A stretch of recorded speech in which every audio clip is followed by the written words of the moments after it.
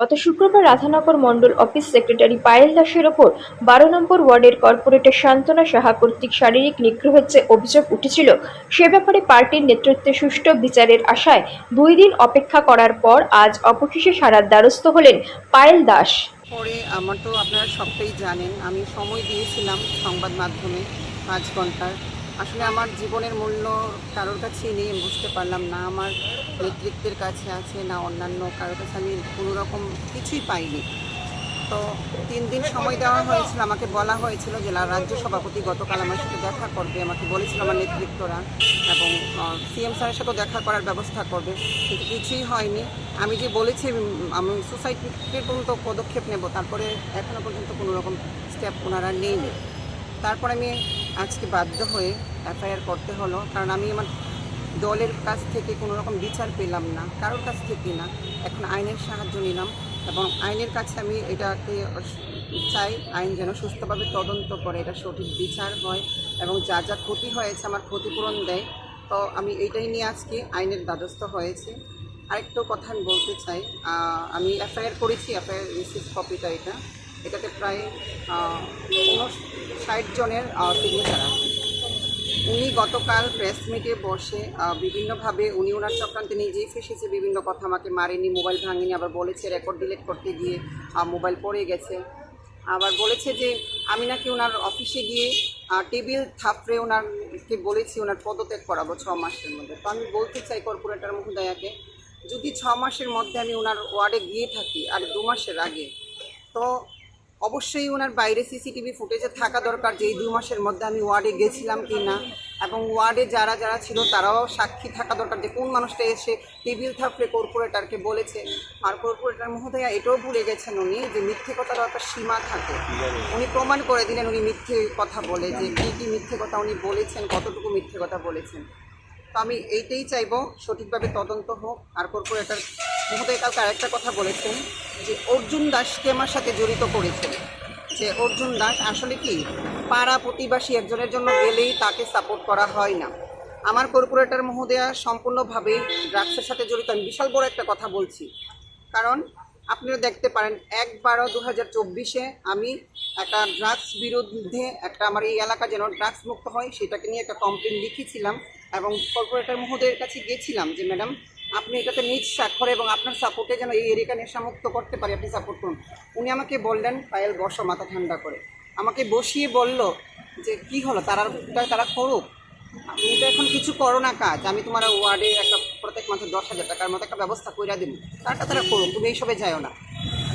Corporator মহোদয় নিজেই কইছে। তারপর আমি একা এই ড্রাগস মুক্ত অভিযান নিয়ে আমি কমপ্লেন করছি এবং পুলিশ যেন প্রত্যেক দিন ৩ থেকে ৪ বার মানে ওইখানে যায় এবং ওই এরিয়াটাকে দেখে সুস্থভাবে ড্রাগস মুক্ত অভিযানের জন্য আমি একা লড়াই করেছি সর্বপ্রথম।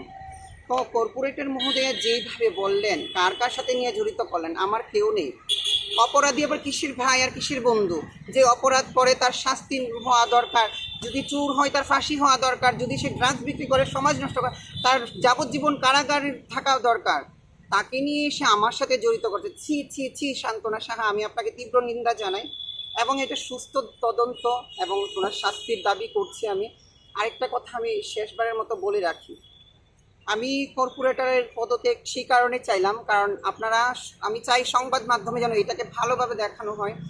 আমার 7টা বুথ সভাপতিকে ডেকে জিজ্ঞেস করা হোক যে প্রত্যেকটা বুথকে উনি কীভাবে ধ্বংস করছে, সাধারণ মানুষকে কিভাবে উনি নষ্ট করছে।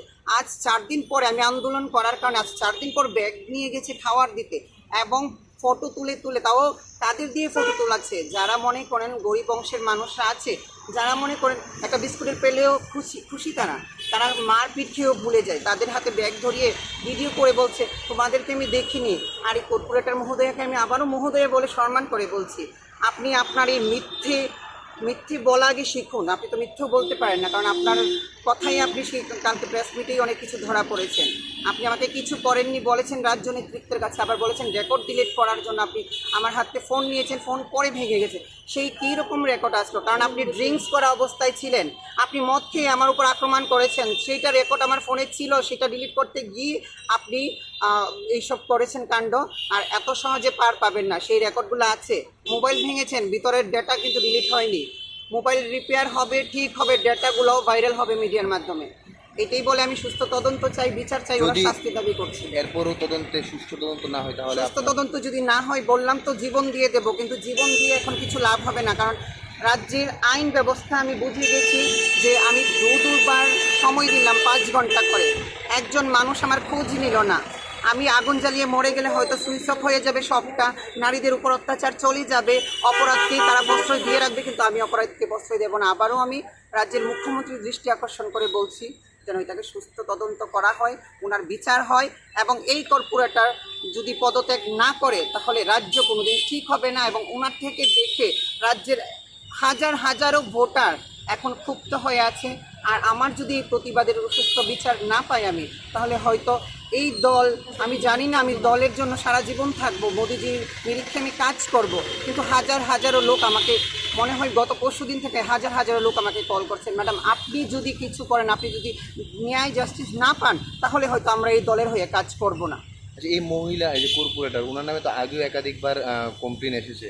আসলে উনি বরাবর এরকম, আপনি বুঝতে পারেন না, আমি এইটা নিয়ে গেছি একটা সভ্য সমাজের ভালো কাজের জন্য।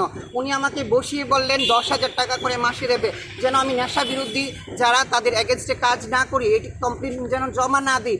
জিজ্ঞেস করুন, আমি একা এসে এই কমপ্লেন জমা দিয়ে গেছি নেশার বিরুদ্ধে, যেন আমার এই সমাজকে ভালো করা হয়, এই সমাজের ইউথ জেনারেশন যেন সুস্থভাবে চলাফেরা করতে পারে। ওই কর্পোরেটর কালকে আমাকে অপরাধীর সাথে জড়িত করছে, আর এই অপরাধী হলে তাকে ফাঁসি দিন। আইন ব্যবস্থায় যা থাকে তার উইথ এভিডেন্স তাকে শাস্তি দেওয়া হোক। কর্পোরেটর মহোদয়, আপনাকে এখনও বলছি, মিথ্যের আশ্রয় নেওয়া বন্ধ করুন। মিথ্যের আশ্রয় নিয়ে আপনি নিজেই ফেসে যাচ্ছেন। আপনি যে অপরাধ করেছেন, আপনার অপরাধ এখন পরিষ্কার জলের মতো সমাজের মানুষের কাছে, আইনের কাছে, প্রশাসনের কাছে, এবং রাজ্য নেতৃত্বের কাছে, মিডিয়া ভাইদের কাছে। আমি মিডিয়া ভাইদের মাধ্যমে এটা চাই